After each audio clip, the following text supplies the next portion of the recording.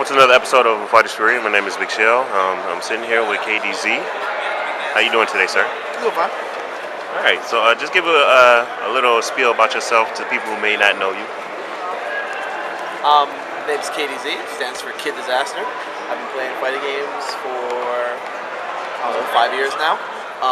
My first game was Soul Calibur. I managed to become the best player in the U.S. in Soul Calibur for like a good year, but numbers dwindled, so I decided to move on to another game, which is Street Fighter. And apparently I've been having a little bit of success in Street Fighter as well. Okay, all right. So you said the numbers are dwindling in Soul Calibur. Is that because they're moving on, or is just they're losing interest? It's more of Street Fighter 4 when it came out completely took away a lot of numbers from a lot of games. It took a lot of numbers from a lot of games.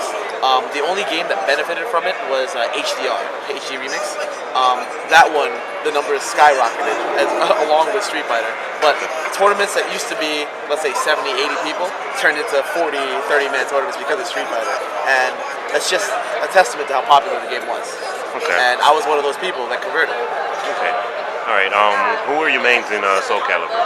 In Soul Calibur, I was known as a person who uses whoever you're terrible against. So I would figure out who you're the worst against and just use them. But I'm known for my Cassandra and my Astro. Okay. All right. Now in Street Fighter 4, you use Abel. Well, not Abel. You use Abel sometimes, but you use pretty much Rufus, correct? No, it's actually 50-50, Abel and Rufus. I treat it exactly the same as I treat all my other fighting games. I don't choose one character and just main him. I choose two characters to try to complement each other and have similar playstyles, and then I roll with it. Okay. How do you feel about Arcade Edition as far as the nerfs for Abel? I feel like the nerfs might not be justified, but they're not going to hurt him to the extreme. It's the nerfs were brought about by complaints from the average player, not from the top, the upper echelon of players. Because the upper echelon don't complain about the things that were nerfed. Okay. Same thing with Rufus. The Rufus nerfs that happened were not complaints that top players were making. They were complaints that the average player was making. And Capcom has a history of sometimes doing that. Sometimes over-nerfing characters to try to gain balance.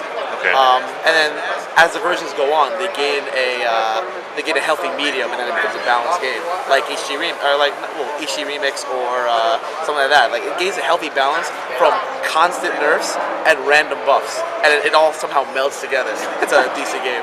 The best example is Marvel vs. Capcom 2. It just everyone was so broken that it just all fit together like some sort of beautiful puzzle. Speaking of Marvel vs. Capcom 2, are you excited about Marvel vs. Capcom 3? Actually, I am. At Evolution, they had a build of Marvel vs. Capcom 3 that you could play. And for all the days it was there, I played the game for 3-4 hours straight because nobody could beat me. Nobody could take me on. So I've already played like 12 hours of Marvel vs. Capcom 3. And I think I have like a video or two online of people recording me going, this guy is ridiculous. But the game has changed a lot since then. Right. Because they're trying to make it more like Marvel 2. Right. That might be a mistake because what they've done with the previous Marvels is made their own style, made it new, made it unique. But this one, they're trying to acquiesce to the Marvel 2 crowd. They're saying, okay, let's make it like Marvel 2. And they never did that before. So I don't know how it's going to turn out. But for now, it seems to be good. Okay. What character that you see on that roster that makes you be like, I'm going to play him? I'm going to really play him? Is this supposed to be PG? No. Captain fucking America. I like the fact that you asked for the rating system and then I wanted to ask before we had to toss the entire interview to the wayside because you can't say Captain America without adding the word fucking in between because it's Captain fucking America. He's an American icon. He's a symbol. Like bashing people with the American flag in shield form. There's no way I can resist that. I want to be known as that Captain America player that represents America. I'll be wearing jackets with like an America pin on the side and shit.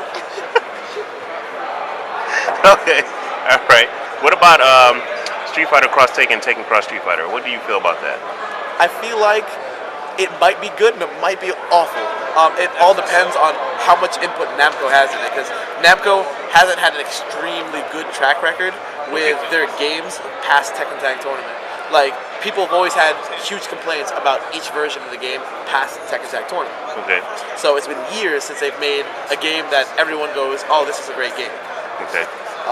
So if Namco has an extreme amount of input, as much input as Capcom does, there could be some things about it that aren't going to be so good because Namco's not known for balance either. Right. So hopefully Capcom is the one who has the hands-on lead with both games. Okay. Because if they do, then it'll be a little more fun than if it was just Namco based. Okay. How do you feel about the resurgence of the fighting game community? As somebody who came in where majors were 100 people, like a 100-person major was an extreme major. Like everyone was like, "Oh my God, there's so many people." Now seeing local tournaments, because I host a local tournament at 8 in the break, and my local tournaments gather between like 30 to 60 people a week. So seeing that on a weekly, Okay. and seeing 300-400 man majors or Evo, which is 1,000 plus, it's just something that I thought I would never see, and I'm so glad that I'm seeing right now, and I'm hoping it only gets bigger. Okay. Do you feel that how many years do you think or you can predict before we see like a major on like one of the network stations, excluding G4?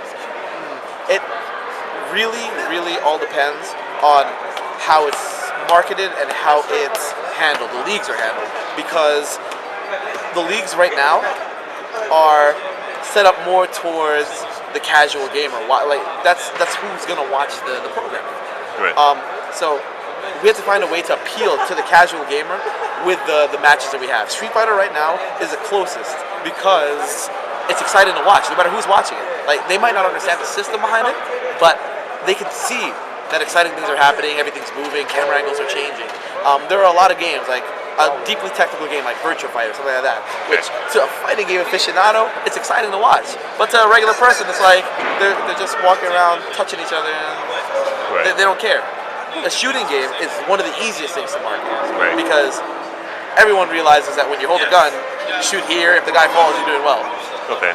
So, hopefully in the future, the games will become so exciting to watch, even for the mainstream, that we'll get something on a network, like the Madden Challenge and things like that.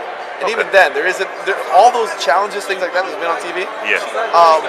they have weird rules and stipulations and things like that. I don't know, to make it more exciting. I don't know why they do it, but Right.